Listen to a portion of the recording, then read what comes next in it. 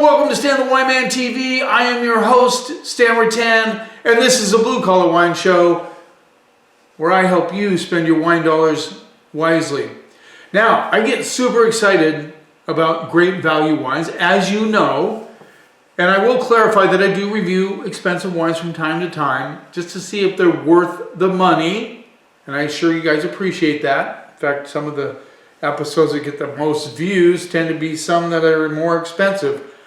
I sort of get that because they're very well-known brands. But anyway, when it comes to values, I've always said, you know, Spain, Portugal, Argentina, Chile, those are the best places to get good values. When I say good values, I don't just mean cheap wine.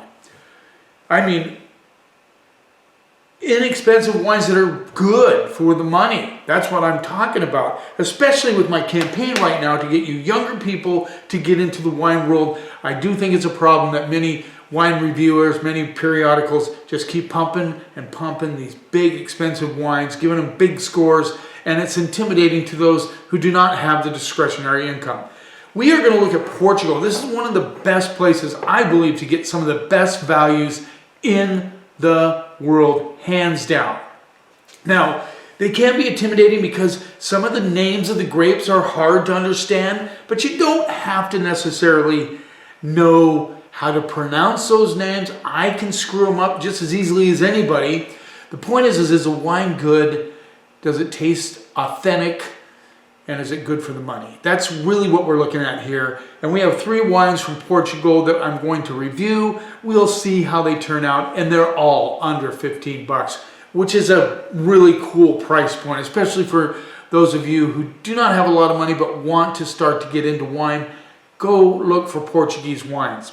Okay? So, I'm just going to name some of the grapes that you will see often on the labels, if you even look.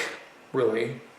In fact, I had to take a picture of one of the labels because I couldn't read it. The print was too small. But I have it here on my phone, so I'll be able to look at it for you so I can say what they are. Now, one of the grapes you'll see a lot on the label is Touriga Nacional. They use that a lot in port wines.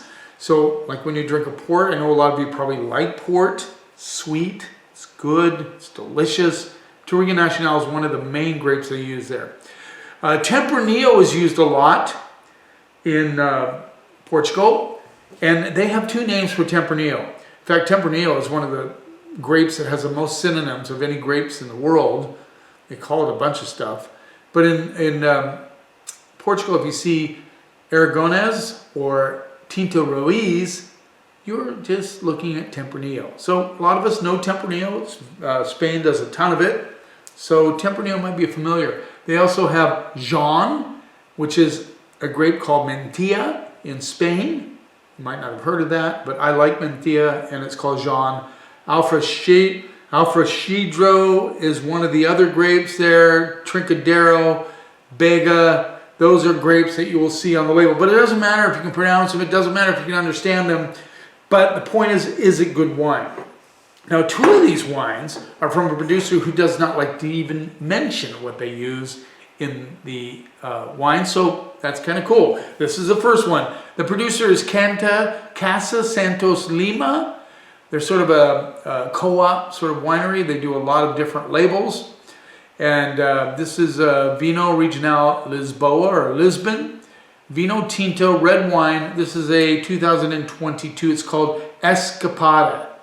You cannot find the grapes in this. You know, probably has some Aragonas in, probably some Touriga Nacional, all those things. Okay, so we got the Escapada 2022. Don't know the grapes, but like I said, it could have, and they use Syrah there quite a bit actually. And that was a big pour, Stan. What are you doing? Anyway, they use Syrah as well. I went to a vineyard in outside of Lisboa, in Espresso, a winery there, and they plant, I think, like 300 different grape varieties in their vineyard. It's sort of an experimental vineyard to see how well these grapes will grow in Portugal. This is $9. Seriously, $9. Is it any good? That's the question. Color is, definitely on the reddish purple side. You can see it. Sorry, I'm going to pull the board out here. I don't know, I've been watching this, but that might help a little bit. So there's kind of purplish red color there, fairly translucent. Let's see what we get on those.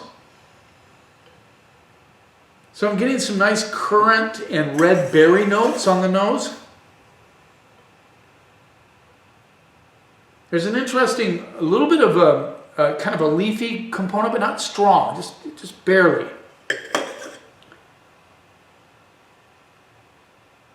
I feel like I'm getting some like sweet pipe tobacco as well, just barely, again, barely. But dominant in the currant and cherry and red flower notes. Okay, let's see what we got on the palate.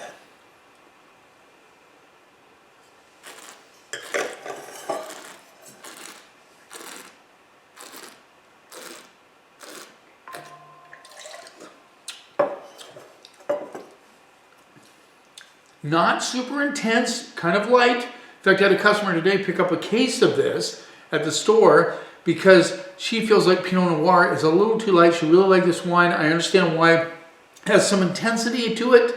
Some nice currant cherry notes come through on the palate. It lightens up on the finish. It is very Pinot Noir-like. However, it has some intensity that you don't get in Pinot Noir. And it has a little minerality, which you would expect from an old world wine.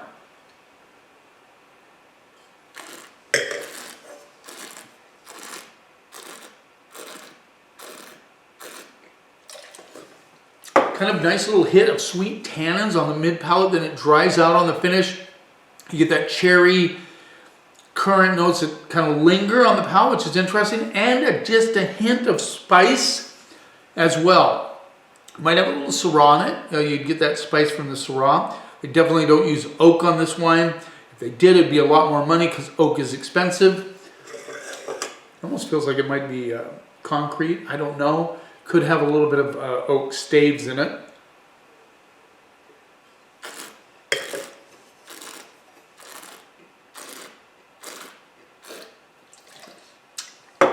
I'm getting a touch of licorice as well. So, just to put this in perspective, this is $9.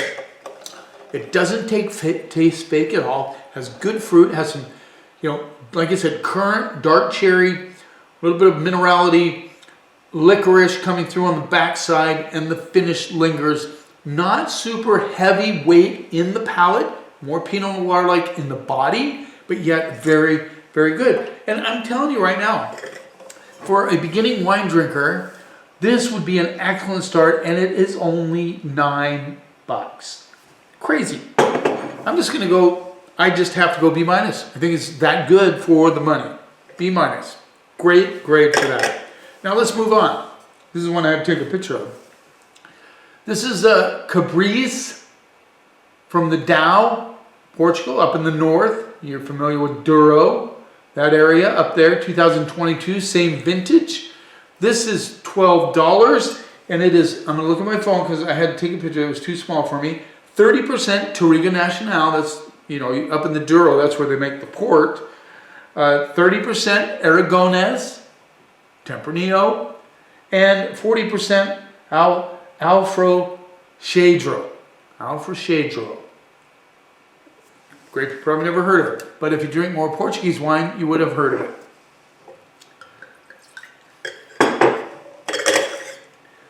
So as my studio is progressing here behind me, there's some different things I'm going to keep working on. I'm going to do a light that hangs above me, so when the garage lights, the automatic garage lights turn off, we don't get that little dark tone that comes through. $12, Cabriz Red from the Dow, Portugal. Let's see, a little darker on this one, not quite in the reddish color. This is pretty see-through though. Yeah, it's kind of heading more towards the black. But you can see through it. Yes, you can. I love that word. So we get on those. So that's some interesting kind of spice notes, some baking spice. We can get a little cinnamon. This is kind of plum, blackberry, cherry sort of thing going on. More intense than the Escapada. Let's see what we get on the palate.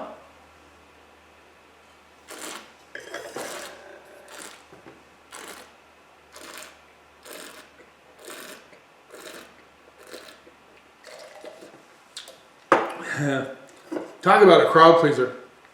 Nice intensity on the palate, but still has that lightness to it, that kind of finesse to it.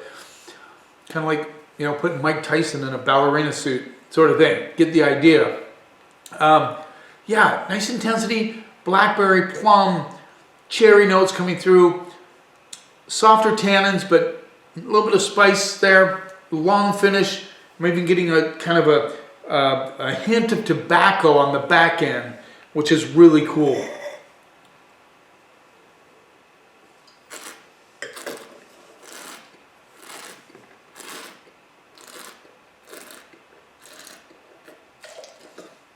A little licorice as well. The minerality comes through in the back. Now guys, this is a really, really awesome wine for $12.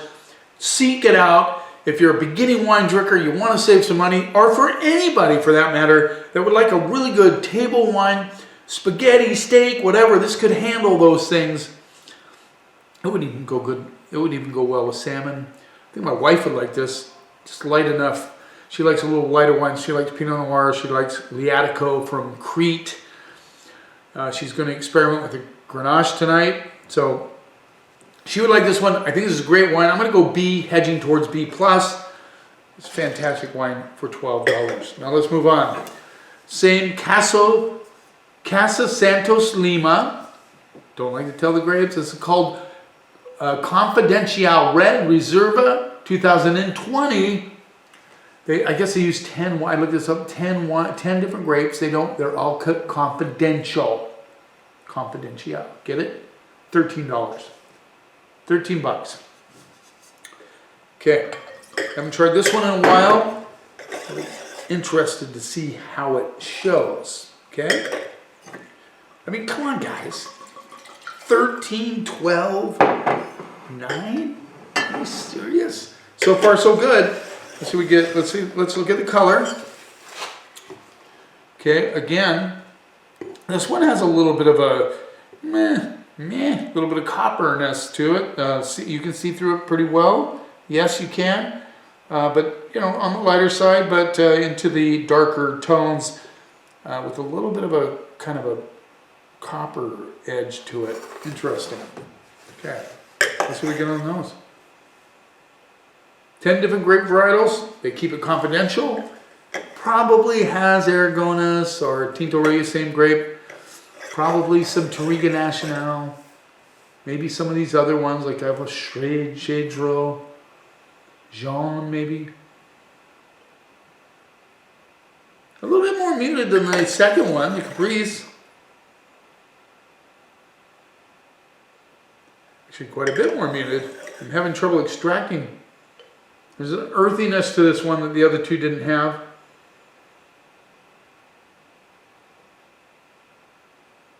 Yeah, a lot of very, very savory on the nose.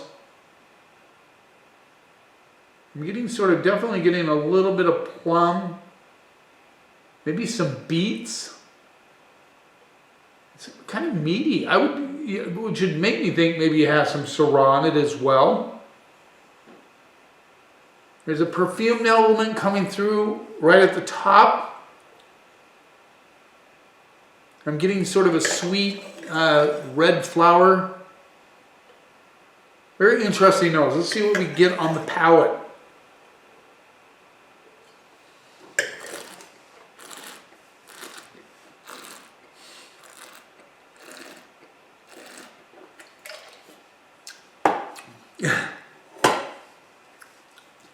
Boy, talk about some intense fruit. We get kind of a potpourri of tobacco, plum, boysenberry, cherry, all kind of together with this, and a little bit of that earthiness that comes through underneath with good acidity, nicely integrated acidity, kind of fresh, but some nice intense fruit on the mid palate without going fruit forward, if you know what I mean, because of that acidity and the earthiness. It keeps it in check. And then just at the very, very back of the finish, you get a little bit of minerality. Like, guys, for $13. That's pretty amazing.